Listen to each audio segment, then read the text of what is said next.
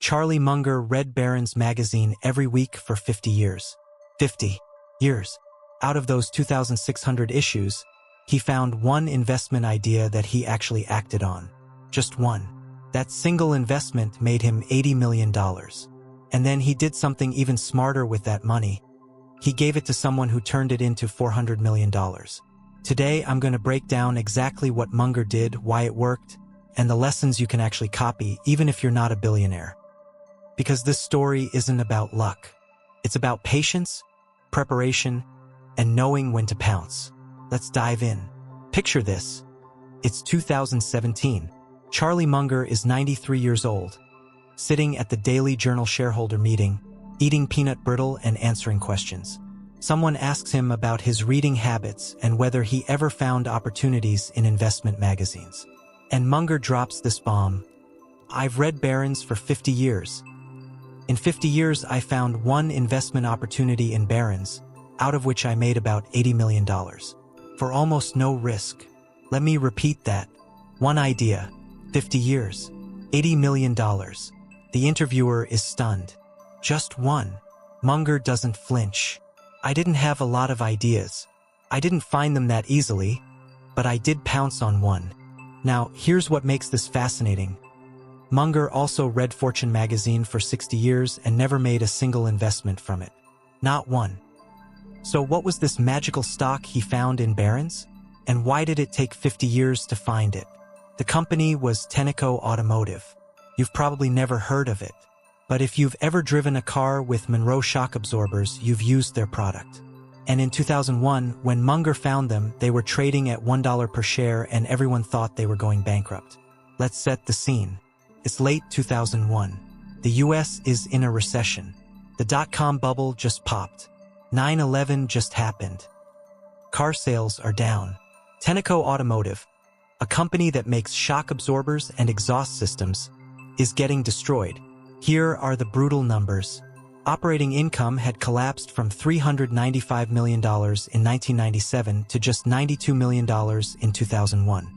The stock was trading around $1 to $2 per share. Market cap was only about $80 million, less than the cash they had on hand. But here's the kicker. They had $1.5 billion in debt.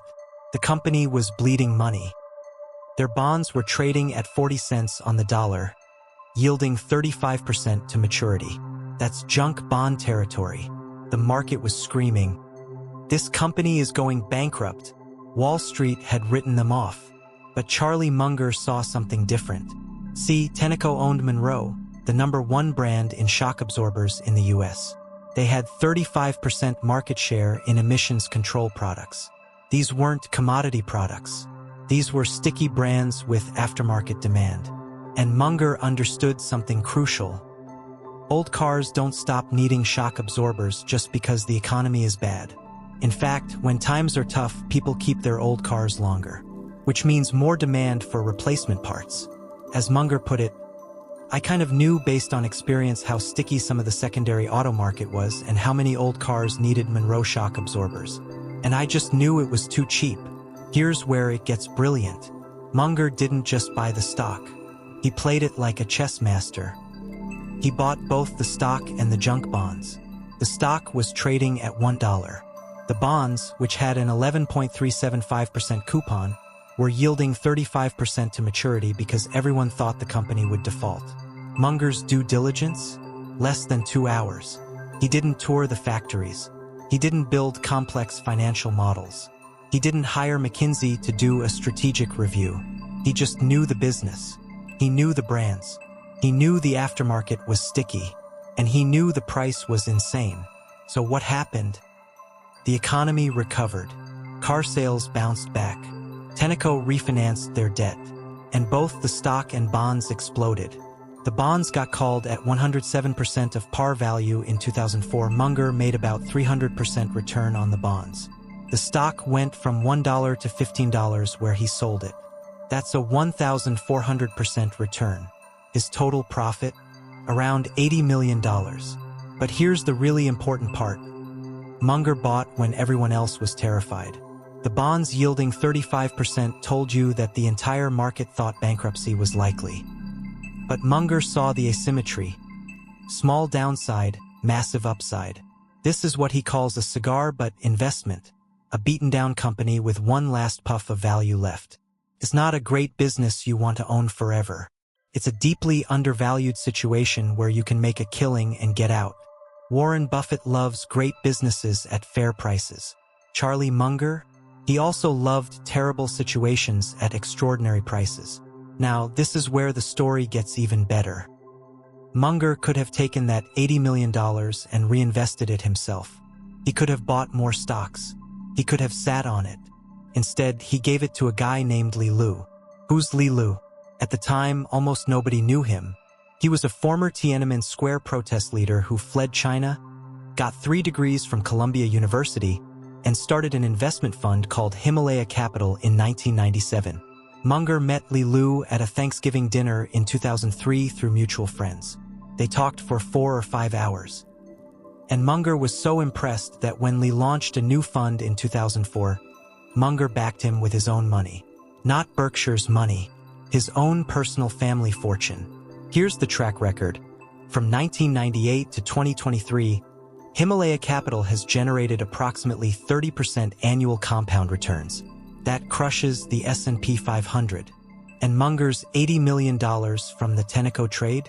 Li Lu turned it into $400 to $500 million. How? One word, BYD. Li Lu invested in BYD, a Chinese battery and electric vehicle company, in 2002, right after their IPO. Back then, BYD was trading at 4 to 5 times earnings. Li Lu backed up the truck and bought as much as he could. In 2008, Li Lu introduced BYD to Munger and Warren Buffett. Berkshire invested $230 million. That stake grew more than 6-fold to over $1.2 billion in just 2 years. Munger's personal investment with Li Lu grew even faster. That's how $80 million became $400 million. Charlie Munger has said that Li Lu is the only outside money manager he's ever invested with. The only one, in 60-plus years. Think about that. Munger wouldn't even give his money to most hedge funds charging 2 and 20. But he gave it all to Li Lu. Okay, so what can we actually learn from this? Because let's be real, most of us aren't going to stumble on the next Tenneco. But here are the principles you can copy. Lesson number 1. Patience is a competitive advantage. Munger read Barron's for 50 years. He found one idea. That's one idea every 2,600 issues. That's a 0.038% hit rate. And he's fine with that, because when he found the right opportunity, he went all in. Most investors are the opposite. They're constantly trading, constantly looking for the next thing. They mistake activity for productivity. Munger's approach? Wait, study, learn, and when the perfect pitch comes, swing hard. Lesson number 2. Know your circle of competence cold. Munger spent less than 2 hours researching Tenneco. How? Because he'd spent decades understanding the auto parts business. He knew Monroe shock absorbers. He knew the aftermarket was sticky. He knew the brand value. That wasn't luck. That was preparation meeting opportunity. You don't need to understand every business. You need to deeply understand a few businesses. So when they go on sale, you recognize it immediately. Lesson number 3. Look for asymmetric bets. The stock was at $1. The bonds were yielding 35%. That's the market saying, this thing is probably going to 0. But Munger saw that if Tenneco survived, which was likely given their brands and sticky demand, the upside was massive. If you're wrong, you lose most of your money. If you're right, you make 10x or more. That's asymmetry. Limited downside, unlimited upside. Lesson number 4. You don't have to do it all yourself. This might be the most important lesson. Munger recognized Li Lu's talent and gave him capital to compound. Most people think investing success means picking stocks yourself. But sometimes the best investment is finding a great capital allocator and backing them. Munger wasn't too proud to admit Li Lu was better than him at investing in China. So he gave him the money and let him run. That's ego-free wealth building. Lesson number 5. Buy when there's blood in the streets. Tenneco in 2001 was hated. The bonds were yielding 35% because everyone thought bankruptcy was imminent. The stock was at $1 because nobody wanted to touch it. And that's exactly when Munger backed up the truck. The best opportunities don't feel comfortable. They feel terrifying. If everyone agrees it's a great investment, it's probably already priced in. So here's the bottom line.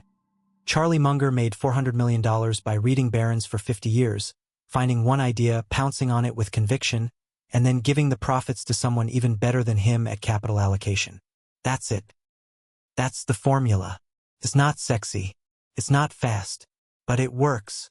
Most people will never have the patience to wait 50 years for one idea. And that's exactly why most people will never make returns like Charlie Munger. The question is, are you willing to do what 99% of investors won't? If this changed how you think about investing, smash that like button and drop a comment. What's one business you understand so well you'd recognize when it goes on sale? Subscribe for more no BS breakdowns of how the legends made their fortunes and how you can apply their strategies today. Charlie Munger read Barron's for 50 years and found one idea. You just learned it in 7 minutes. Now go use it. See you in the next one.